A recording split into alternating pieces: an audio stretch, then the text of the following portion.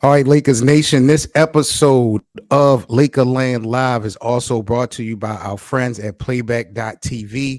For your free VIP access to all Lakers watch party games throughout the NBA playoffs, make sure y'all come on over to Playback.tv/Lakerland. All right, boys and girls, it's time to get into today's show. Let's do it. We got Dan the Laker fan in a building.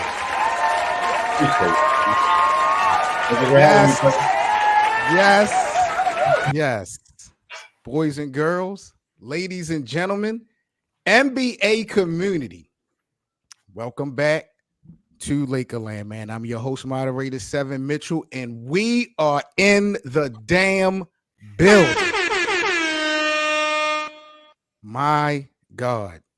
The purple and gold skies are shining bright. We survived yet again.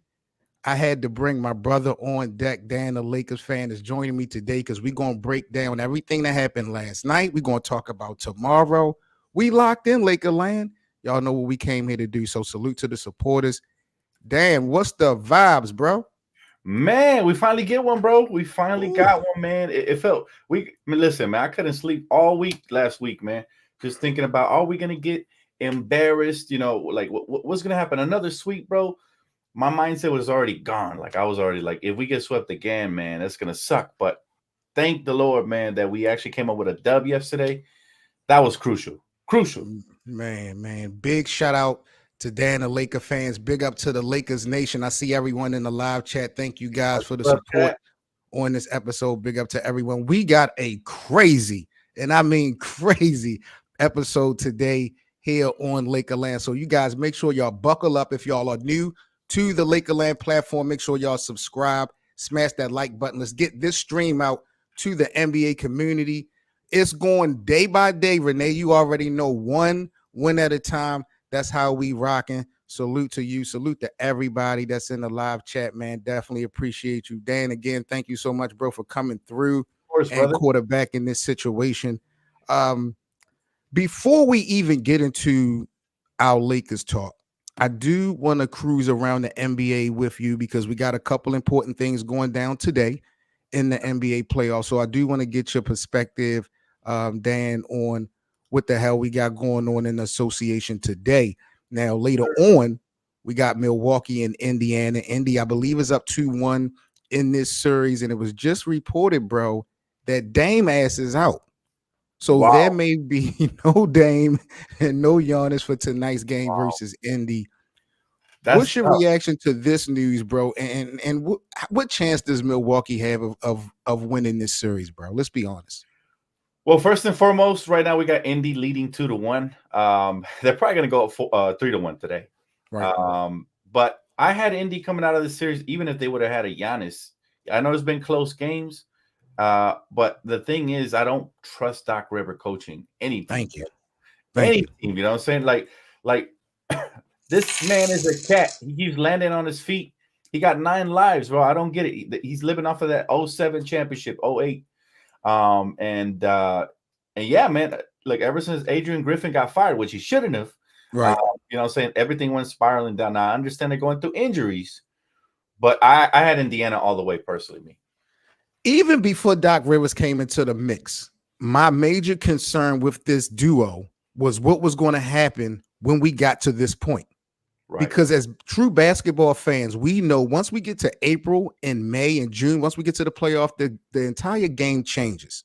So who's going to be identified as the Batman, as the Robin? We know this is Giannis's team. We understand that Giannis is a champion. And it's easy for Dame to say in the regular season, I'm going to accept the role of being Robin. But when them clutch moments come in the playoffs, we watch Dame time. He's built the brand off of this. So who is going to really identify as being that guy? It's easy for Giannis to say I'm going to defer to Dame now in the regular season when you're not at that point. But I always felt like there could be a potential chemistry issue with these two. So I never really favored them to go far in the East this season. I actually want to bet off of Milwaukee. And then when they brought Doc Rivers in the fold, bro, it was just crazy. And, you know, you talked about the emotion and the personalization that you got between Milwaukee and Indiana going back to the in-season tournament. Right. This shit means something to the Pacers. And And I think this will shock the NBA world, bro, if Milwaukee gets knocked out in the first round, despite the excuse that you could say about the health. Well, let's be honest, man. The last couple of years, Milwaukee hasn't really been making runs. They have not. A lot of it is due to the health, but some of it, changing of obviously changing of head coaches impacts that. We've seen the Lakers go through the same thing. But yeah, Indiana is here, man. They are here. They're official, man.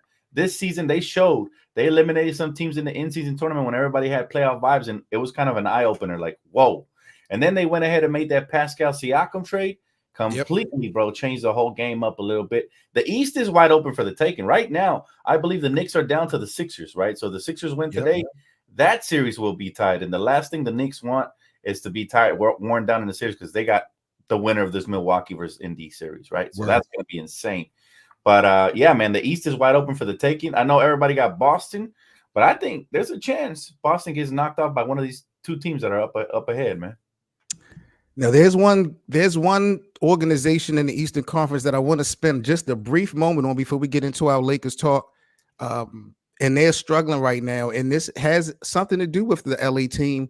And I'm talking about Donovan Mitchell and the Cleveland Cavaliers. Depending on how this shit play out, Dan, this nigga Don might be out of Cleveland, right? Yeah, that could happen. Yeah. And then the New York Knicks are looking like a prime landing destination right now. To me, for D Mitch? Yeah, because they got draft picks. You know what I'm saying? They're trending in the right direction. Leon Rose has reestablished a lot of bridges that were burnt between the Knicks and themselves. So I think there's a great chance Donovan Mitchell gets traded. And I think it's in the best interest at heart for the Cavs to actually oblige. Because what happens is Donovan Mitchell's about to enter his final year of his contract. And if they do not trade him by the trade deadline or even this summer, he could walk for nothing. So I'm sure Dan Gilbert is not going to want to let that happen. I'm pretty sure. I want to know from the streets. I want to know from Lakerland. I want to know from everyone in the live chat. What are your thoughts on Donovan Mitchell joining the purple and gold? Because there has been a storyline in the narrative, just a lot of fantasy talk for the most part. But some feel like Donovan would be an immediate fit for this Lakers roster if we was to so hypothetically lose D'Angelo Russell or any other types of elements. What's your thoughts on the Donovan Mitchell experiment with the purple and gold? Does that make sense to you, bro? Oh, man. You know what? That's a great question. First off, I got to start off by saying I've been one of the few fans that have been advocating for complete change if the Lakers lose again to the Nuggets. And what I mean by that is we got to be very careful, man. As a Laker front office, you're entering, uncharted danger territory, because what happens if we trade all three of our first round picks that we have coming up, and the ones that are available for trade, and then we get somebody like a Donovan Mitchell, we deplete the roster, we give up young talent like Reeves, Rui, etc., and we fall short again. You know what I'm saying? Like, sometimes you got to swing for the fences. But I'm starting to realize, if you notice one thing, brother, is that the league is changing, right? Steph Curry didn't make the playoffs. Kevin Durant is on the verge of getting swept. And if LeBron loses, it sounds like the end of an era. This is a young man's league. So you really have to be careful about what you do with your future, because Donovan Mitchell could be that guy that gets you over the hump. Or maybe it ends up being another Bradley Beal to the Suns failed type experiment. You feel me? That's what you're risking. That's an absolute fact. And I don't know, bro. I like the D'Angelo Russell. Something about D'Lo I don't want to get rid of, bro. I know he's shown inconsistencies, bro, and I haven't been a big fan of D'Lo, especially his first go around with the Lakers, bro. But it's just something about when he is on, he's like a smooth criminal on that basketball court, bro. And our offense looks so efficient, bro. I don't know if I want to see D'Lo go. I'm not saying that he's better than Donovan Mitchell, and we're going to talk about D'Lo's option to opt out and all that other stuff. But I'm not quite sold that D Mitch, even though he's a good player on paper, all-star, definitely a star in the league. I don't know if that's an automatic trip to the championship for the Lakers in the next year or two. It'll be tough to me. Yeah, it's hard to say that there's an automatic trip no matter who you acquire, because for me, there's more to this team that meets the eye. Like, we went away from the two big man lineups that haven't been working. We went with the small ball. I don't like that. The coaching might need might need an upgrade. I think that might be the biggest issue. And then, one player. Basketball is interesting because one player can change the whole dynamic of your team, and Donovan Mitchell is good enough to do that offensively. But where the Lakers struggle is defensively. How do you stop the jokers of the world? You know what I'm saying? How do you I love the sound effects. That is where the Lakers actually struggle, man. So it's like, what are we really trying to acquire this offseason? We're trying to acquire more offense. To be honest, we struggled offensively due to D'Lo's inconsistency, due to Austin Reeves' inconsistency offensively. But where we really struggle is defensively, man. Guarding that perimeter. Vando solves a lot of that. When he comes back and he's healthy, he'll solve a lot of that. But that, we went away. Historically, the Lakers have always won with a two big man lineup. Right. And why the Lakers would choose to go the Steph Curry route, build like the Warriors, go small, I do not understand, bro. And I actually want to ask you this. What do you think of the 3-guard lineups that Darvin loves to run? Bro, it disgusts me. Shout out to my brother Cole, part of the Lakerland team, bro. We have just been so disgusted with this 3-guard lineup that Darvin Ham continues to want to ingratiate into this offense. And it's not so much, Dan, the personnel that we got a problem with. I'll speak for myself. It's the fucking timing. Yep. That's the shit. I'll be like, Darvin, what? Like, bro, he just be tweaking. Man, it's been a movie when we talk about Darvin Ham and the Los Angeles Lakers, bro. But let's get into what happened last night, because GOAT James, AD, and the gang, man, they came to play last night. Everybody counted us out, and we found a way to get the win last night. Shout out to the Lakers. We survived the sweep. Yes. And we are on our way to Denver tomorrow night. Before we even preview tomorrow night's game, bro, just give me your feel and your thoughts on, the Lakers' performance, good and bad, from last night. Well, first of all, I want to give a major shout out to the Dtlf gang, man. They in here heavy today. Oh my God. Yes. Like time out. Jesus Christ. Shout out to the fam. Man, hey, listen, subscribe to my guy. Let's get him to 5K subscribers. He's almost right there, man. He's at the doorsteps. He puts in a lot of work, man. He's always a gracious host with me.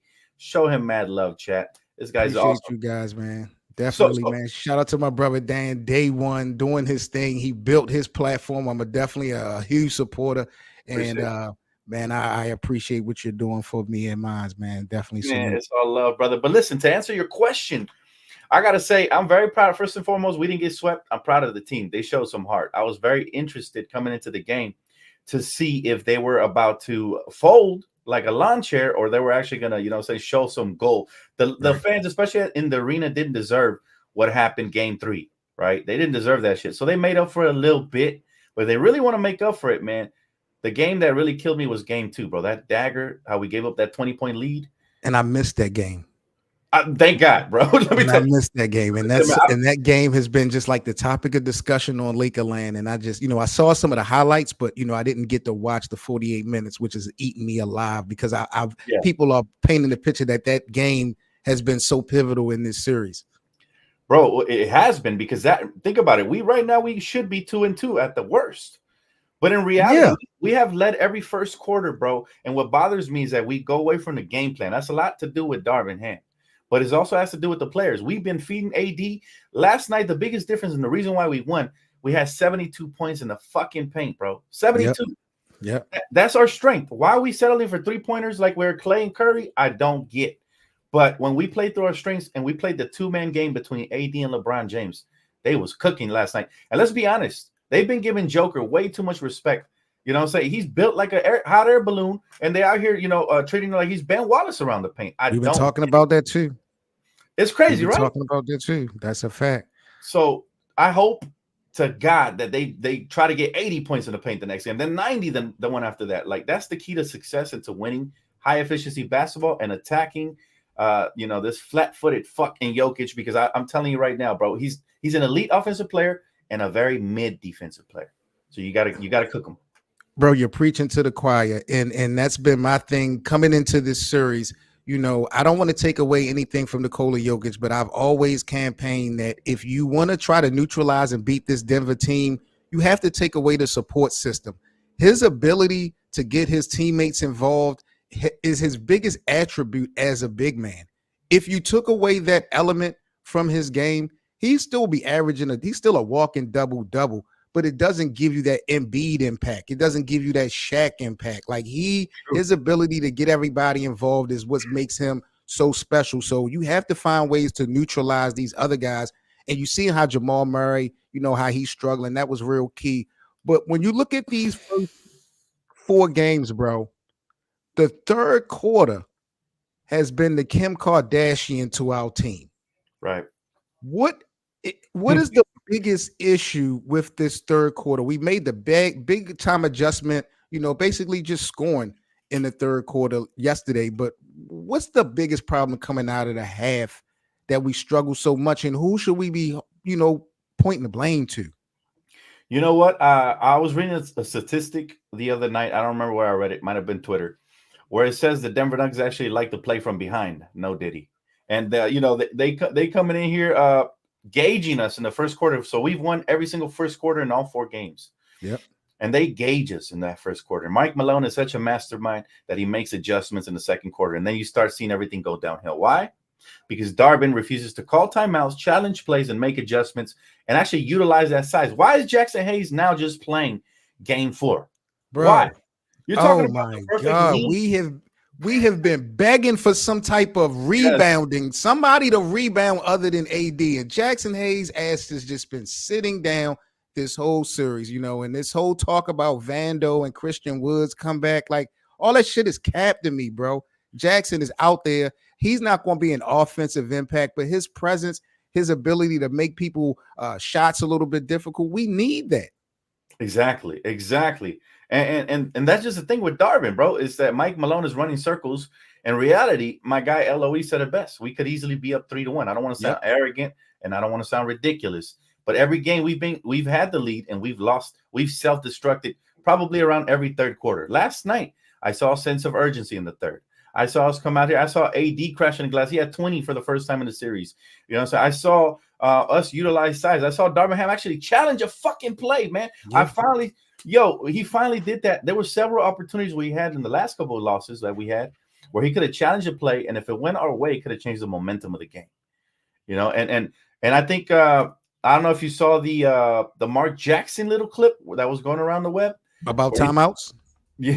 He was talking to Darvin Ham's soul. I don't care what nobody say. He was talking to Darvin Ham's soul. Let's be clear. He came out and said, "I've been watching these games, you know what I'm saying? And I'm talking to you." He literally said, "I'm talking to you." Yeah. Call a timeout, get your team settled. He also mentioned how he would have started, fuck the rotations. He would have started AD at the center in the fourth quarter to stop momentum. What was it, game 2? Right. And so, that's the type of coach we need, man. Somebody who can coach on the fly. Somebody who's not afraid to hold players accountable, because Darvin, he wants to hold their hand. This is why D'Lo's going on social media. The one thing I'll say about D'Lo is that I don't like is that he should let his game do the talking. He gets on these podcasts, calls himself a killer. He's going out here talking about, and hit the like button. Listen to my computer, y'all. Hit the like button. He's going on these on these little social media platforms talking about fuck everybody's opinion. Listen, keep your head in the game. Keep your head in the game, young man. Don't worry about whatever, all the outside noise. If you play good, you will get the praise. Right now, I'm calling him 50% D'Lo, because out of 4 games, he's only played good in 2 of them. All right, so I call him Mr. 50%. I need 75% at least from him. That's what I need. What's your thoughts on? See, this guy, D'Angelo Russell, it's the tale of 2 different stories, bro. Yep. Because to me, when his name got considered in trade talks, he really showed value. He showed that we was not going anywhere without his play. He showed impact. And now that we versus the Denver Nuggets, the team who he really needs to show, based off of what happened in the last Western Conference Finals, bro, D'Lo has not really stepped up to the challenge overall. He did show his ass off last night, but, he got that player option. What does the future look like for D'Angelo Russell, bro? Does he remain a Laker, or has he already fucked up his free agency bag from this play? Man, I'll be honest with you, man.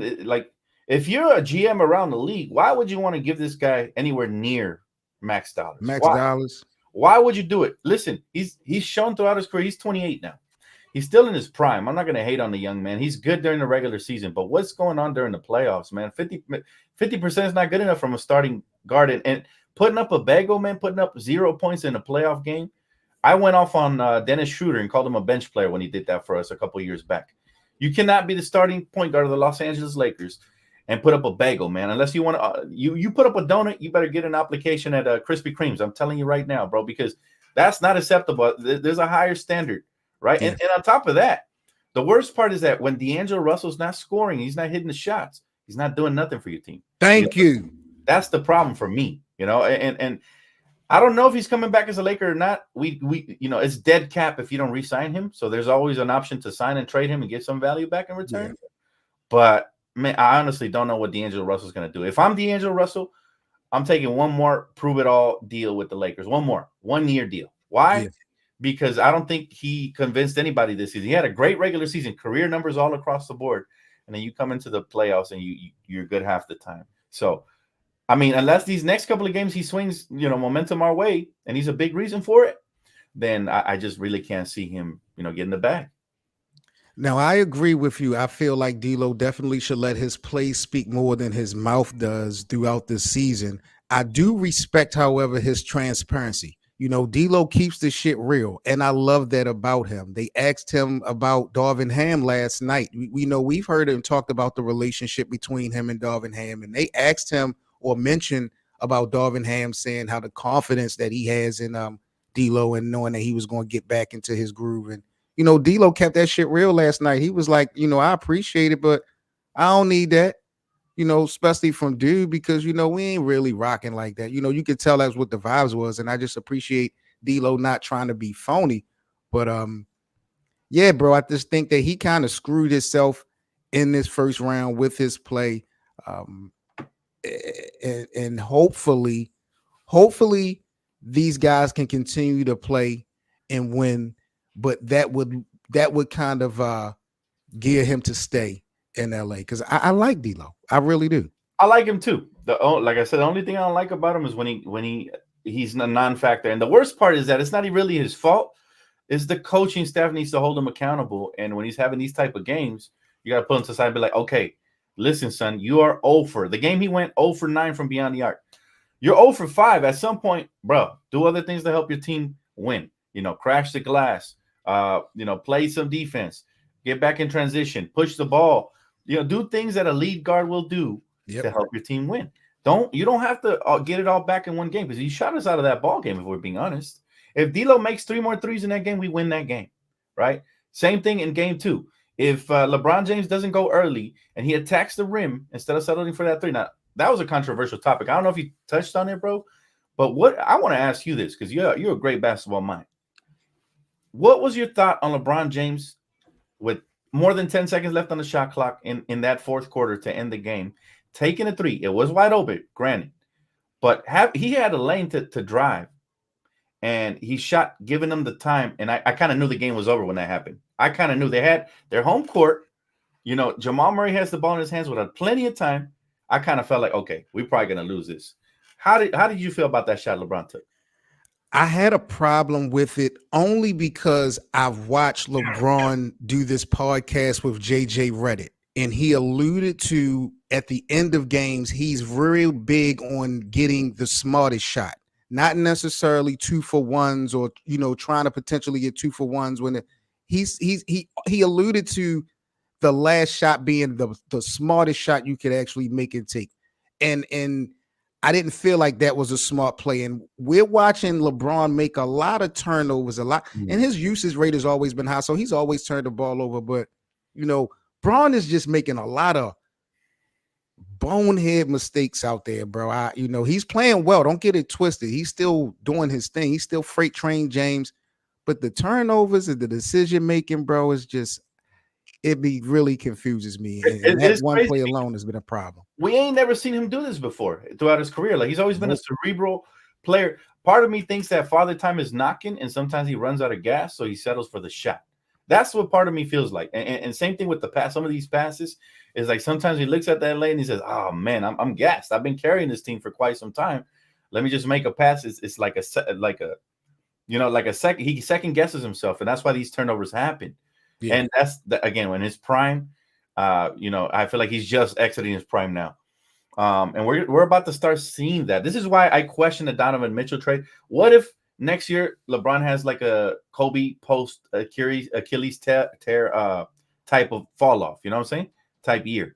What if LeBron has that type of year next year, and we mortgage the future, and you brought in Donovan Mitchell, and then it's just not enough because it's gonna feel like LeBron shell of himself plus Donovan and AD, and God forbid anybody gets hurt because now our depth is depleted. We're gonna end up like the Suns. That's my biggest fear.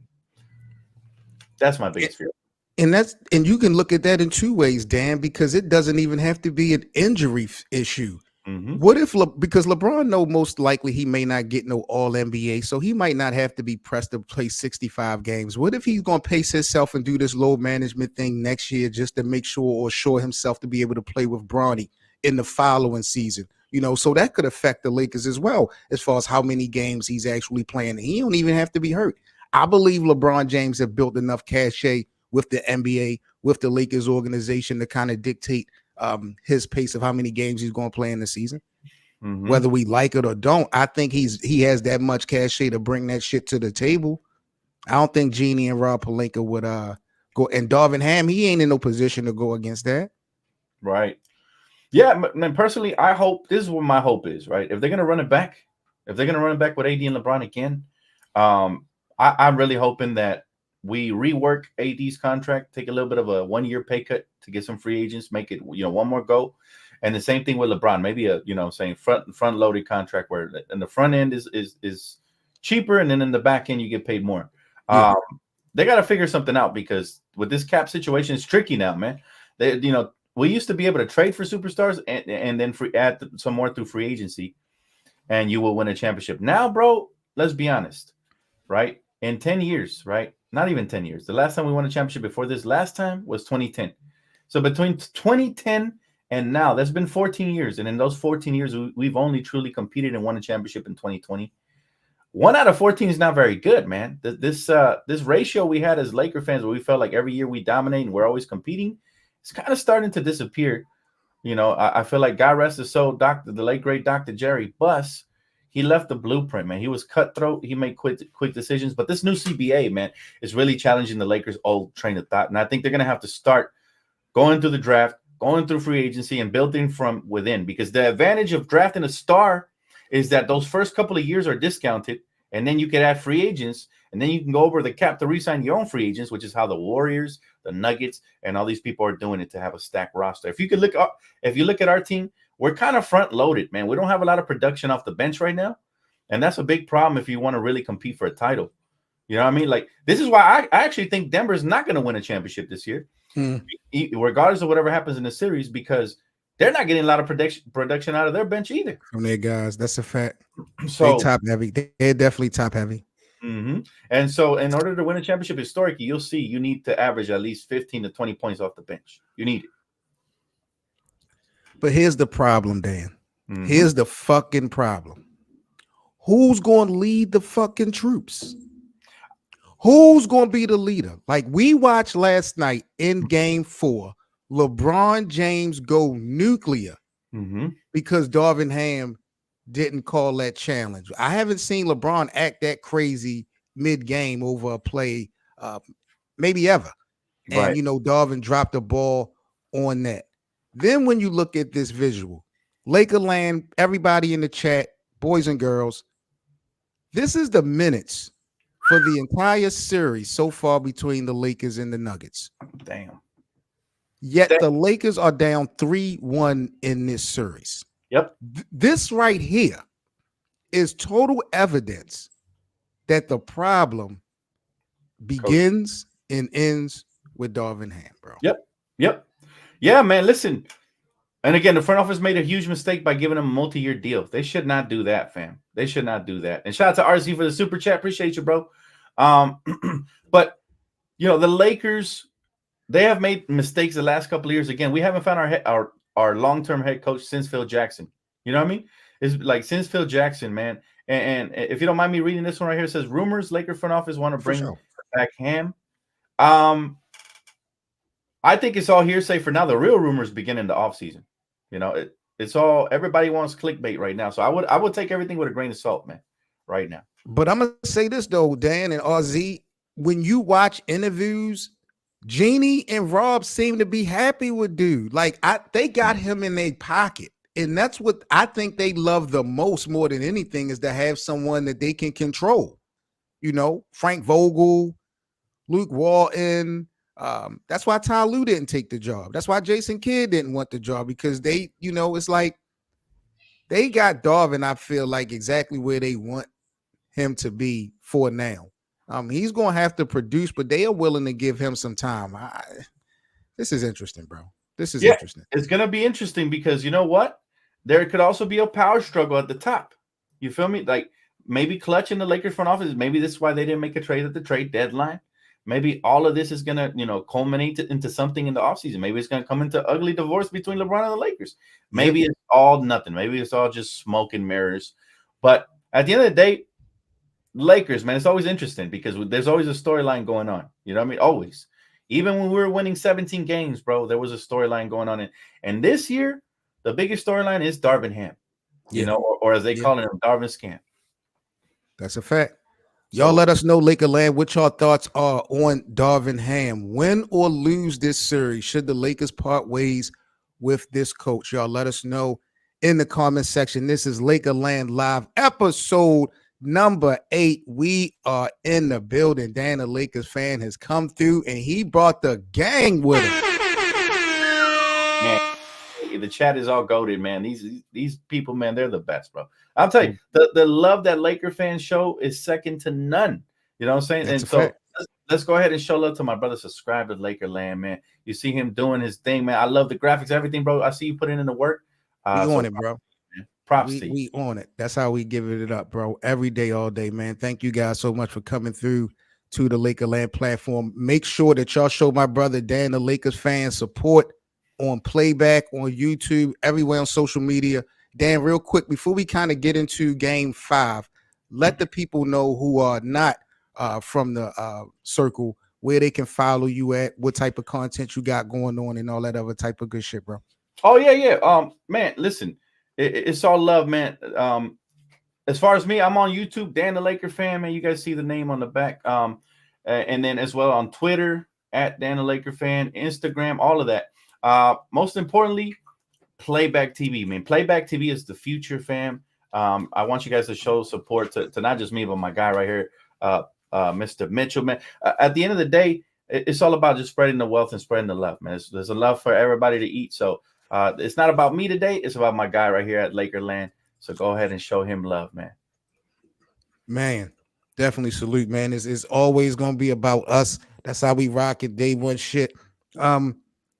Let's get into tomorrow night, bro, because everybody counted this out. It wasn't supposed to be no game tomorrow. Everybody counted the Lakers out. Bring the broomsticks out. All this goofy shit they was talking. But we're here now. Yep. Hey, listen. I myself I had to see a win before I could start believing. I'm going to keep it a stack. Like, we had lost 11 in a row. I'd be lying if I told you I knew we was going to win yesterday. I had no clue, bro. I would just watch. I said, expect the worst, hope for the best. That's where my mindset is right now with the rest of this series. I'm expecting the worst. The hardest game coming up is going to be game 5. All right, because they still have momentum over the series. They're up 3-1. There's absolutely zero pressure on them. All the pressure is on us. However, if we find a way to get that dub, all right, tomorrow night, then the pressure all of a sudden shifts to them because now we would be coming back home, right? And that's a must win for them. If they don't do that, you know, anything can happen in game 7. You get LeBron in game 7, motivated, ready to make history, bets are off, man. But it starts with tomorrow night. Tomorrow night is the biggest game, obviously. I'm going to say one of the biggest games of LeBron's career as far as like continuing to build on the legacy. It's cemented already. He's already top 3 no matter what. But if he wants to keep building on that, tomorrow, if he has a phenomenal game, he leads us to victory tomorrow, that just elevates him even more. So I think tomorrow night is huge for him. Personally, for me, one of the biggest games in his career. He's 39 years of age. He's still the best player on his team. Thank you. And you know what I'm saying? Say that again real quick. For the fucking people in the back. Can you say that one more time? Yes. No, he's definitely the best player on his team, hands down. Because without LeBron James. Hey, without Breezy, we go nowhere, man. That's the bottom line. LeBron is different, man. He's different. And in the age 39, this is what makes him one of the GOATs, right? If not the GOAT, is that in the age of 39, we ain't never seen this high level of basketball. Last night, he reminded us, okay, I might be running out of gas soon, but I still got it right now. And so if he can do that again for us on game 5, I think it elevates his legacy even more, believe it or not. I know it sounds crazy, chat, but he puts us in position to gain momentum of this series, even though we're down 3-2, even if he wins game 5. But that would be huge from a 39-year-old. I'm just saying. I'm just putting it out there. This might be one of the biggest games of his career. One of them. I'm going to double down on that one, Dan, because I think this is, in hindsight, is going to be, this to me is game 7 for Denver, whether people agree with it or not. The Nuggets cannot afford to lose this game 5 to the Lakers because they're not going to win game 6 at Crypto. And for you to have been up 3-0 on the Lakers team, who coming into this series, pretty much this whole season, we haven't even played with our whole roster. So we've been shorthanded. For you to have blown a 3-0 series and now you have to go 7 games versus LeBron and AD, I don't care that it's in Denver and the altitude and all that other stuff. That's a lock for LeBron, in my opinion, and AD is if all goes well. Tomorrow night, like you said, bro, is so pivotal for LeBron, but I also think that it's very instrumental for the Denver Nuggets as well, even though they got a opportunity to lose a couple games before their series and season is over. But what are the keys to victory for tomorrow, bro? Because you spoke on LBJ, and I've been acting bad. I've been acting bad on playback. I've been acting bad on these streets because I don't feel like they are going through LeBron in this series as much as they should. I'm not saying he needs the lead in points, but he needs to quarterback this situation for the most part at all times. And I haven't really seen that throughout the duration of these first 4 games like that consistently. What's going to be the key for the Lakers to steal this victory tomorrow? Is it going through LeBron? Is it everybody else stepping up? Like, what the hell has to happen tomorrow? I'm going to keep it real simple with you, bro. And before I answer that question, I see the chat going off on the Kobe MJ debate stuff. Kobe's always going to be my GOAT, but I appreciate greatness all the way around. Like I have mad respect for MJ. LeBron James is definitely one of the GOATs. I have no problem with anybody picking either of the 3. You feel me? Or even Magic Johnson or Kareem or any one of the greats that come before. I love basketball in general, but my GOAT will always be Kobe Bean, right? But to answer your question, bro, big key for tomorrow is very simple. Darvingham has to coach his ass off. That's key number 1. He got to come and do his job. He got to earn his paycheck. Because right now he's been a con artist, man. This man has been falsifying being a coach for the last 2 years, and he actually has to play. You know what it's like. You ever seen those comedy movies when somebody sneaks into the hospital and then they got to pretend to do surgery because they're like, yeah. That's what he is. He's fraud. He's a creative player. Darvingham is a creative player, bro. Yes, and right now the spotlight is on him, so you better perform surgery tomorrow, fam. And with the little experience and just looking at the rest of the surgeons that you have. So that's key number 1. Key number 2, man, that 2-man game. I don't understand why LeBron and AD don't go to it more. Yeah, right. Shout out Nakomi. I don't get why LeBron and AD don't go to that more. There are listen, flat-footed Joker is the weakness. If you put him in a pick and roll, you put him in a blender, he's gonna struggle. You're gonna get him in foul trouble. He's not gonna have the same energy on the offensive end if you make him play some defense, and you're gonna control the tempo. We had 72 points in the last game. My key for the Lakers, ultimate key, is we need 80 points the next game. You keep raising the bar as far as scoring in the paint. And then finally, in-game adjustments. Darvingham, use your fucking challenges, man. Call timeouts. You know what I'm saying? Stop thinking with that second part of your brain, that little bubble he has at the top, man. Use your actual brain, man. Stop thinking from the bubble.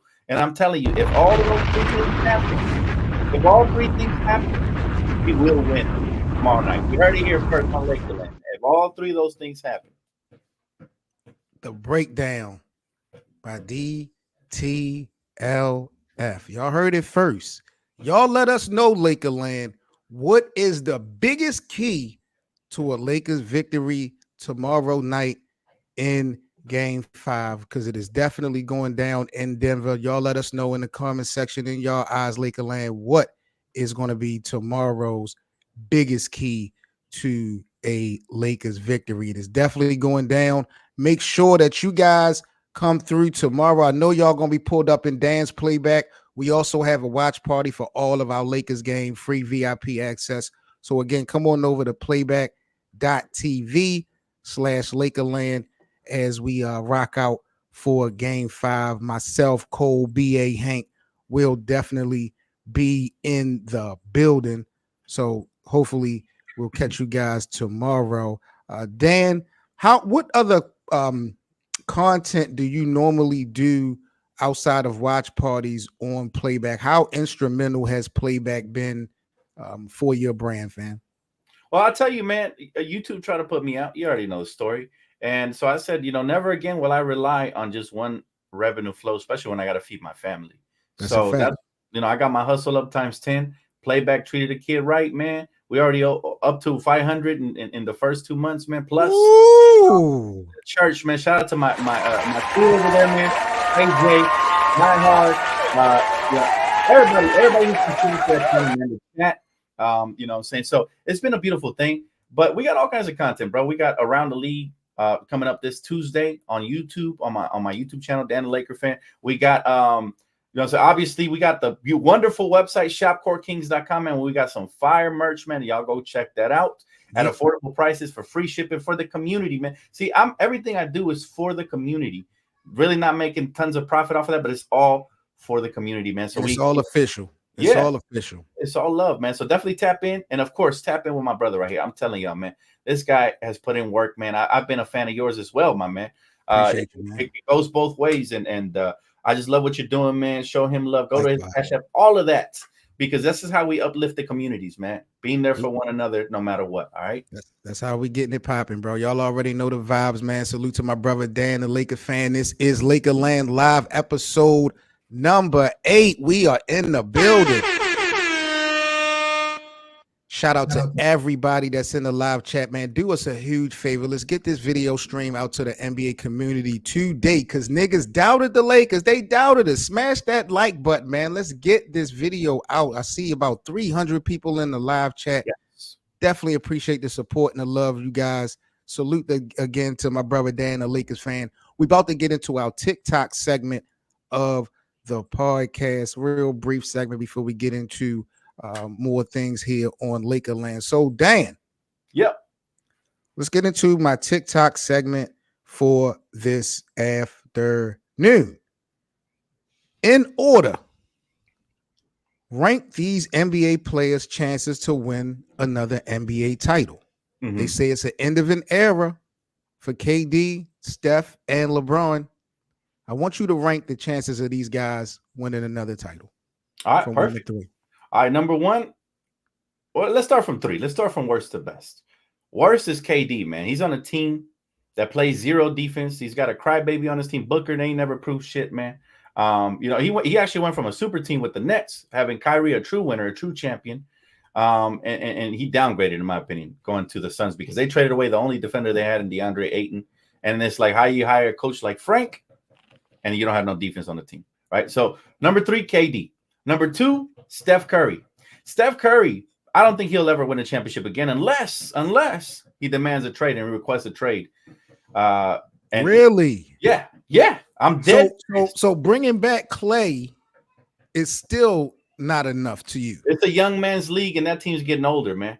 They're better off. Listen, the only way they win a championship is if LeBron requests a trade to the Warriors. Man. That's going to be the only way they have an opportunity. But even then, they're getting a year older. Steph Curry's what, 35, 36, even though he looks 18.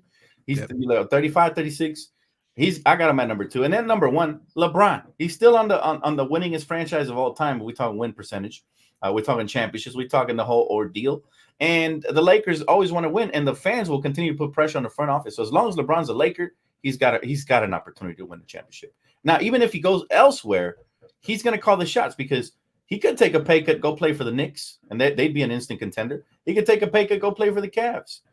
But I think the most dangerous move, man, and I've talked about this, I think there's going to be conversations between the Warriors and the Lakers this offseason.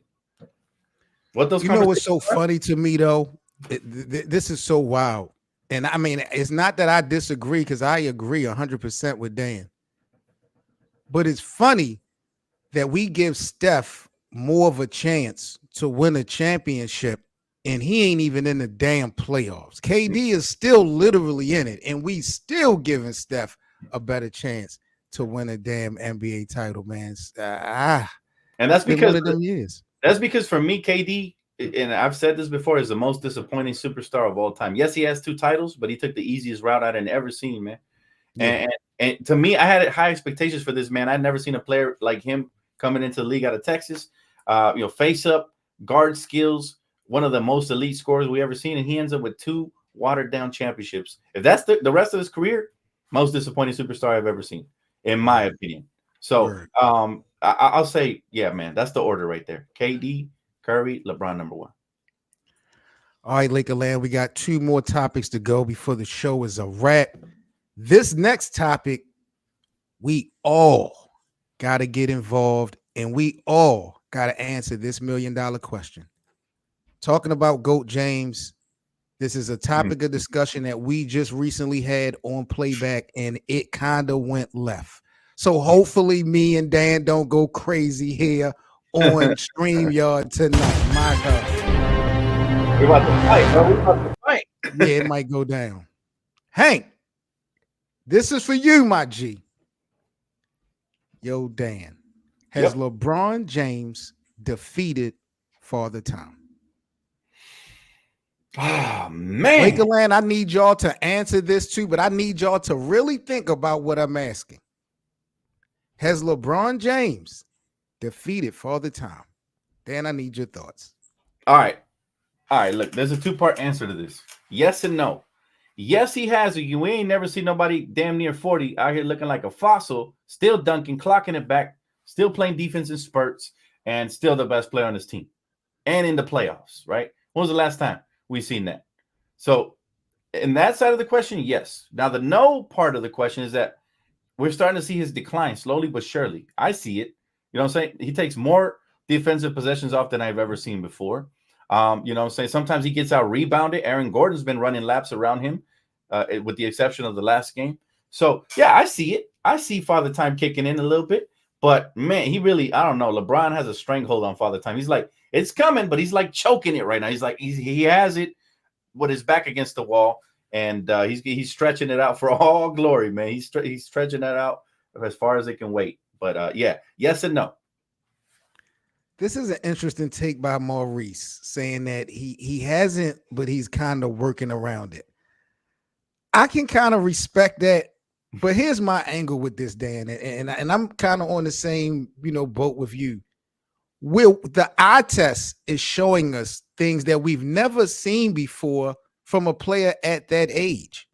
We've seen guys be in the league for 19, 20 plus years, but they have no impact.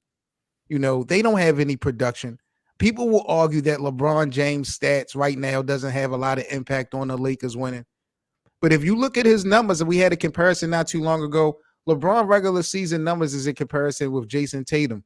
When you look at his stat line, and Jason Tatum is an all-NBA first team. Right.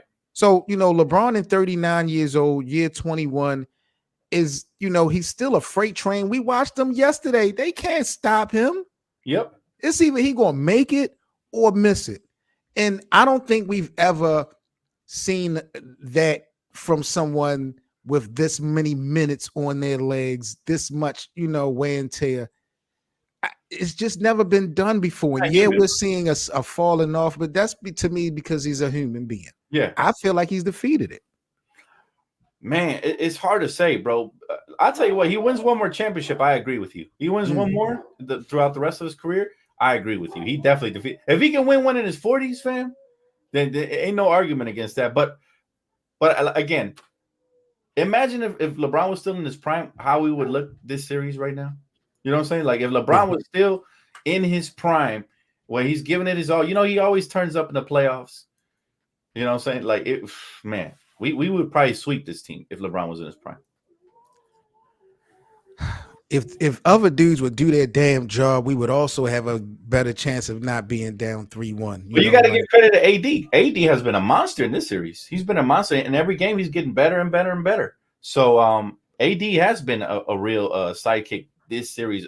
In contrast to the last time we got swept by them, say AD kind of disappeared a little bit. So now this is another thing before we get up out of here. This is another thing that we've been arguing about on Lakerland when it comes to Anthony Davis. Even though he's been putting up the numbers on paper, 30, he's been a walking double, averaging over 30 points a game in this series.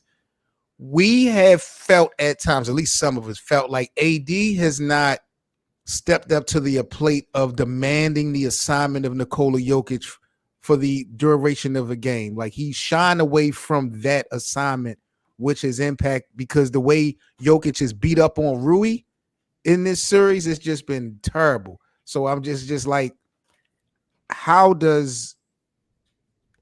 we give AD so much credit and love in this series when he's not really demanding the lock-in with the guy who, is the head of that snake? I see it from the other side. Okay. I see it from the other side.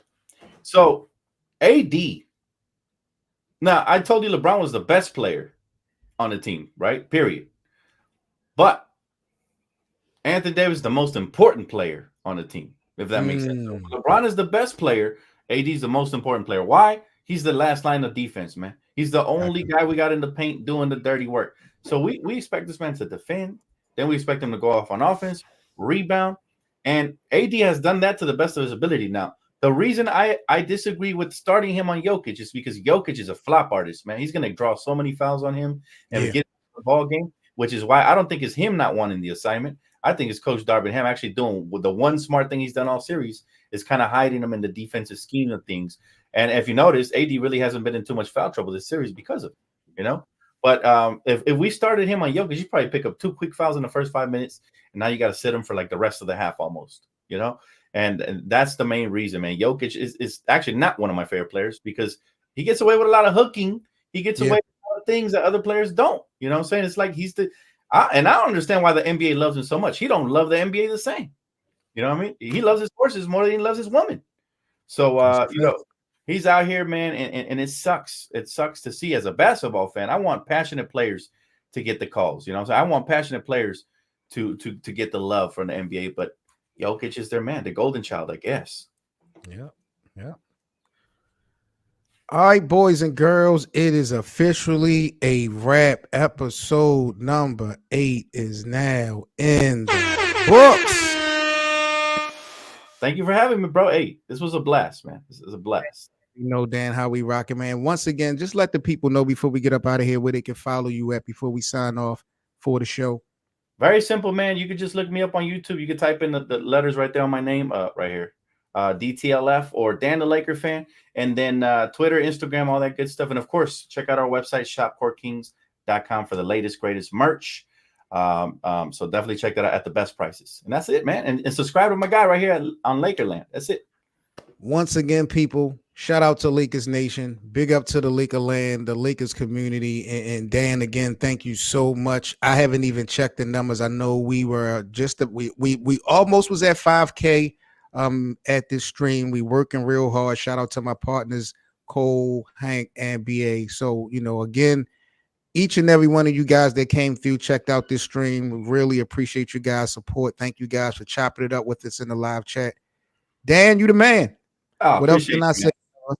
Thank you, brother. Hey, keep doing your thing, man. You're going to get there, man. That 5K is just the beginning for you, sir. So, I mean, the presentation, your ball, man. You got charisma, personality, all that good stuff, man. Much love to you, man. Keep doing your thing, bro. Appreciate you, family. You already know how we rock. And shout out to my brother Ty. I see you out there, my G. Big up to you. We are signing off here on Lakerland Live. Hopefully our season does not end tomorrow night, but regardless of what happens, Lakers Nation, y'all know here Lakerland and my brother Dan, the Lakers fan, we're going to bring you guys the real all week this week. So buckle the fuck up. It's purple and gold skies, y'all. Y'all stay safe, man. And we are out. Salute, chat. Salute, y'all. Peace.